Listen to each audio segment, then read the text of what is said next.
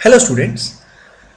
इस वीडियो में अपन लोग जानते हैं कि एरोमेटिसिटी एंटी एरोमेटिसिटी कैसे कंपाउंड को देख के एकदम से पता करते हैं। What is the trick to do so.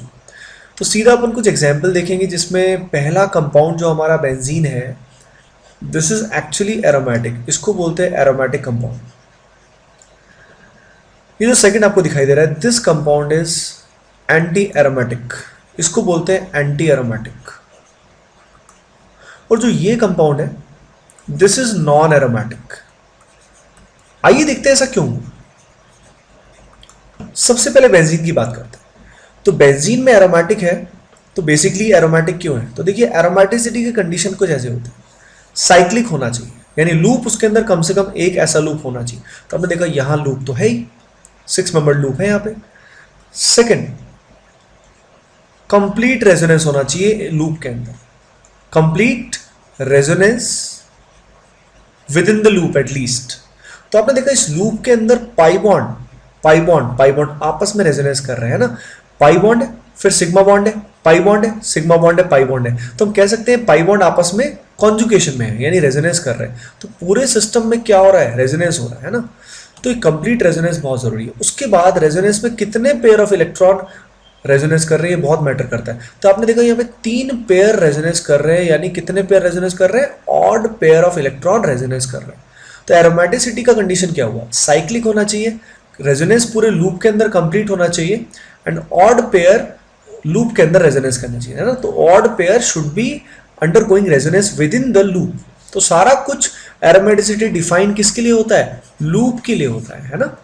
Okay, तो what I am saying is कि जैसे बेंजीन के ऊपर मिथाइल लगा हो, इथाइल लगा हो, तो उसका इसकी एरोमेटिसिटी पे कोई असर नहीं पड़ेगा, क्योंकि सारी बात हम किसकी कर रहे हैं? लूप की कर रहे हैं, है ना। अब एंटी एरोमेटिक में देखते हैं। पहला कंडीशन तो सेम है, यहां पे भी एक लूप होना चाहिए।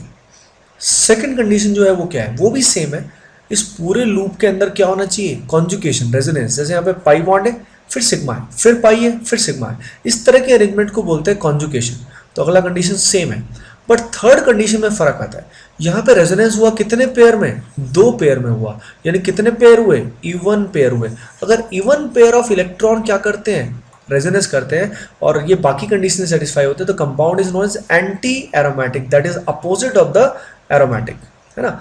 नॉन एरोमेटिक की बात करते हैं, तो नॉन एरोमेटिक की ऐसे सिंपल ये डेफिनेशन है कि जो भी कंपाउंड एरोमेटिक भी नहीं है, एंटी एरोमेटिक भी नहीं है, वो बचा क्या? नॉन एरोमेटिक, है ना। तो अलग से इसका कोई कंडीशन नहीं है।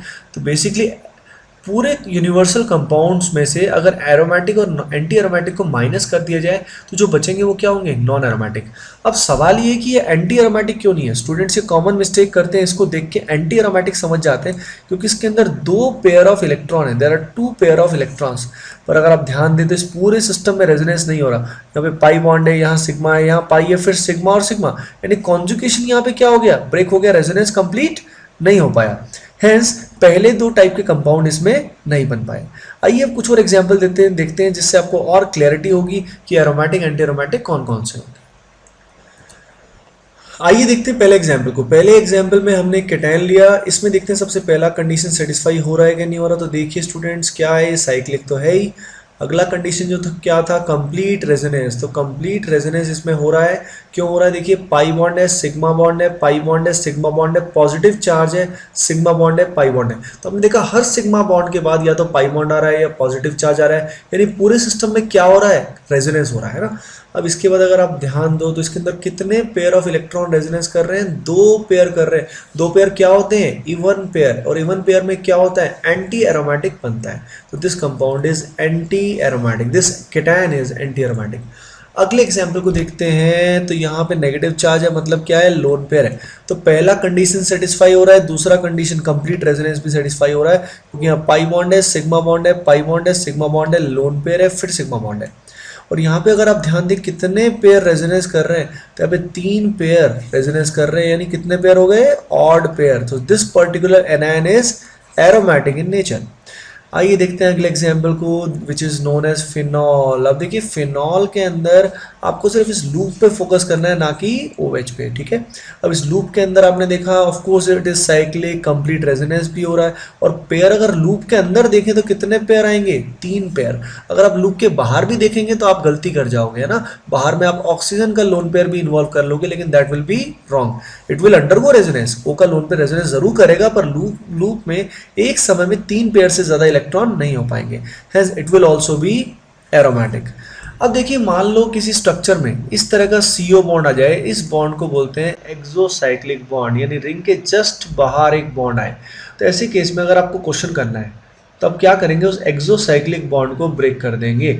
उस एक्सोसाइक्लिक बॉन्ड को ब्रेक करेंगे नेचुरल वे में, यानी अगर यहाँ पे पाई बॉन्ड को ब्रेक करते हैं तो ऑब्वियसली इस पाई बॉन्ड के इलेक्ट्रॉन किस तरफ जाएंगे, O की तरफ जाएंगे। O पे नेगेटिव आएगा और C पे क्या आएगा, पॉजिटिव, यानी electrons will move towards more electron negative atom. इस बेसिस पे अगर आप ध्यान दें और इसको देखें तो आपको इस रिंग में कौन सा करेक्टर दिखाई देगा, एंटी एरोमेटिक। वाई, रिंग में कितने पेयर ऑफ इलेक्ट्रॉन है, 2 पेयर है ना, पर बाकी कंडीशन भी आपको सेटिस्फाई करने के जरूर देखने पड़ेंगे। आइए देखते हैं अगले एग्जाम्पल। अगले एग्जाम्पल में देखें तो साइक्लिक तो है, लेकिन इसमें कंप्लीट रेजोनेंस नहीं हो रहा है, इसमें इतने ही एरिया में रेजोनेंस हो रहा है, तो इसलिए ये जो हुआ ये क्या हुआ, नॉन एरोमेटिक। अब देखिए इन एग्जाम्पल्स में हमने कुछ हेट्रोसाइक्लिक कंपाउंड्स लिए हैं। जैसे पहला जो कंपाउंड होता है इसका नाम होता है furan, the second one is known as pyrrole, the next one is known as pyridine and the next one is known as, क्या बोलते हैं उसको, थायोफीन, है ना। तो इन कंपाउंड्स के नाम से इतना सिग्निफिकेंस नहीं है, अपने को एरोमेटिसिटी चेक करनी है। तो देखिए पहले फ्यूरेन की एरोमेटिसिटी देखते हैं। तो पहला कंडीशन जो है cyclic, obviously it is cyclic loop दिखाई दे रहा है। सेकंड इज कंप्लीट रेजोनेंस, तो अगर आप ध्यान दें तो यहाँ पे लोन पेयर पाई बॉन्ड में पूरा कॉन्जुगेशन है। पहले लोन पेयर है, फिर सिग्मा बॉन्ड है, फिर पाई बॉन्ड है, फिर सिग्मा बॉन्ड है, फिर पाई बॉन्ड है, फिर सिग्मा बॉन्ड है, यानी पूरे यूनिट में रेजोनेंस हो सकता है ना। Now the third and very important case, कितने इलेक्ट्रॉन पेयर यहाँ पे रेजोनेंस में पार्टिसिपेट कर रहे हैं। तो देखिए एक समय पे यहाँ पे 3 पेयर ही इलेक्ट्रॉन इसमें रेजोनेंस में पार्टिसिपेट करेंगे, ठीक है ना। ऑक्सीजन के पास 2 लोन पेयर है, पर एक लोन पेयर ही इन पाई बॉन्ड्स के साथ सेम प्लेन में मैच करेगा, सेम प्लेन में रहेगा। तो रेजोनेंस में दोनों लोन पेयर नहीं काउंट करेंगे, ध्यान रखिए। तो this furan is aromatic, this is aromatic. Similarly pyrrole is also aromatic. pyridine में अगर ध्यान दें तो टोटल पेयर आपको 4 दिखाई देंगे, पर एक्चुअल में रेजोनेंस में सिर्फ पाई इन्वॉल्व होंगे, ये लोन पेयर रेजोनेंस में नहीं इन्वॉल्व होगा, ठीक है। इस बात को आप ध्यान रखिए। And this compound will be aromatic, है ना। ये लोन पेयर रेजोनेंस में क्यों इन्वॉल्व नहीं है, क्योंकि जब पाई बॉन्ड कॉन्जुगेशन में होते हैं ऐसे केस में उनका प्लेन सेम होता है और लोन पेयर का प्लेन इनसे मैच नहीं करता, तो रेजोनेंस इसके साथ पॉसिबल नहीं होगी। अगर मैं थायोफीन की बात करूं तो सेम फ्यूरान वाला काम होगा, and this will also be aromatic. आइए देखते हैं हम इन 2 कैटायंस को। अगर पहले कैटायन को मैं देखूं तो यहाँ पे ऑब्वियसली इट इज साइक्लिक, पहला कंडीशन सेटिस्फाइड है ना। अगला कंप्लीट रेजोनेंस, तो अगर देखें तो यहाँ पे पाई बॉन्ड है, सिग्मा है, पॉजिटिव है, सिग्मा है, पॉजिटिव है, सिग्मा है, फिर पाई है, यानी हर सिग्मा के बाद या तो पॉजिटिव चार्ज है या पाई बॉन्ड है, तो कॉन्जुगेशन भी कंप्लीट है। अब देखते हैं रेजोनेंस कितने पेयर में हो रहा है। तो आप देखेंगे इसमें एक ही पेयर में रेजोनेंस हो रहा है, और 1 पेयर का मतलब क्या हुआ, ऑड पेयर, यानी ये जो कंपाउंड हुआ ये क्या हुआ स्टूडेंट, सोचिए, दिस विल बी एरोमेटिक।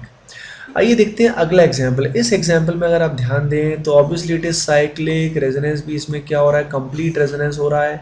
इसके अलावा अगर इसमें ध्यान दें तो कितने पेयर रेजोनेंस कर रहे हैं, 3 पेयर यहाँ पे रेजोनेंस कर रहे हैं, pi sigma, pi sigma, pi sigma positive charge. तो 3 पेयर अगर रेजोनेंस करेंगे तो 3 पेयर क्या होंगे, odd, hence the compound will be aromatic, है ना। आइए अब बात करते हैं एरोमेटिसिटी किसकी, फ्यूज्ड रिंग्स में। फ्यूज्ड रिंग्स मतलब जब एक से ज़्यादा बेंजीन रिंग आपस में जुड़ जाए तो क्या करेंगे। तो देखिए let us say we have taken the example of naphthalene. Naphthalene का एग्जांपल हमने लिया। अब इस एग्जाम्पल में अपने को एरोमेटिसिटी देखनी है। तो देखिए एरोमेटिसिटी अगर हमें देखनी है तो हम इस पूरे लूप के अंदर, बड़े वाले लूप के अंदर, छोटे वाले में नहीं, बड़े वाले लूप में कितने इलेक्ट्रॉन पेयर हैं वो देखने पड़ेंगे, ऑब्वियसली पहले 2 कंडीशन सेटिस्फाई करने के बाद। तो हमें इसमें दिखाई दे रहा है कि इसमें 5 पाई के पेयर, 5 इलेक्ट्रॉन पेयर रेजोनेंस कर रहे हैं। अगर 5 इलेक्ट्रॉन पेयर रेजोनेंस कर रहे हैं तो obviously that will be odd, and hence this naphthalene is aromatic. इस तरीके से हम इसमें इलेक्ट्रॉन पेयर काउंट करते हैं, है ना। तो फ्यूज्ड रिंग्स में आपको कभी डरने की जरूरत नहीं है। Let us take example of naphthalene. Naphthalene का एग्जांपल हम लेते हैं, सॉरी एंथ्राजीन का एग्जांपल हम लेते हैं, जिसमें 3 रिंग्स हैं जो आपस में फ्यूज्ड हैं। अगर इसमें हमको पेयर ऑफ इलेक्ट्रॉन निकालने हैं तो सबसे पहले हमको इसमें इसका रेजोनेंस स्ट्रक्चर बनाना पड़ेगा। अगर इसका अपन लोग रेजोनेंस स्ट्रक्चर बनाएंगे तो किसी भी रिंग को बेंजीन मानो और उसके कॉन्जुगेशन में पाई बॉन्ड्स लगाते रहो। जैसे यहाँ पाई बॉन्ड है तो सिग्मा छोड़ के एक पाई बॉन्ड यहाँ लगाओ, सिग्मा छोड़ के एक पाई बॉन्ड यहाँ लगाओ, सिग्मा छोड़ के एक पाई बॉन्ड यहाँ लगाओ, फिर सिग्मा छोड़ के एक पाई बॉन्ड यहाँ लगाओ। इस बेसिस पे अगर इस पूरे सिस्टम में आप देखेंगे तो total of 7 electron pair are present, hence this will also be aromatic. तो आइए देखिए students, overall what you have learned, you learned concept of aromaticity, anti aromaticity and non aromatic, है ना। रेंडमली कोई भी कंपाउंड जो होगा उसको तो नॉन एरोमेटिक बोलेंगे, पर एरोमेटिक और एंटी एरोमेटिक में सिर्फ odd pair and even pair का ही फर्क है ना। इस ऑड पेयर वाले केस में एरोमेटिक होता है और इवन पेयर वाले केस में क्या होता है, एंटी एरोमेटिक होता है, ठीक है। अब इस बात का आप ख्याल रखिएगा कि जो ये ऑड और इवन पेयर है, इसी में कभी कभी एक वर्ड आपने सुना होगा जिसको बोलते हैं हकेल्स रूल। हकेल्स रूल के हिसाब से जो एरोमेटिक कंपाउंड है they must follow 4n+2 pi electron rule, है ना। तो ये अलग से आपको चेक करने की जरूरत नहीं है, जब मैंने ऑड इवन वाला फंडा आपको बता दिया, पर स्टिल इसका मतलब ही वही होता है। अगर 4n+2 होगा तो ऑब्वियसली इसमें नंबर ऑफ पेयर जो होंगे वो आपको दिखाई दे जाएंगे कि ऑड होंगे या इवन होंगे, ठीक है। तो हकेल रूल भी इसको बोला जाता है, कौन से वाले को, जब नंबर ऑफ इलेक्ट्रॉन पेयर क्या होते हैं, ऑड होते हैं। ध्यान से देखिए, ये भी नंबर ऑफ इलेक्ट्रॉन पेयर इसमें कितने आ रहे हैं, ऑड आ रहे हैं। So this is concept of aromaticity and anti-aromaticity. Thanks for watching, and guys please like, subscribe and comment.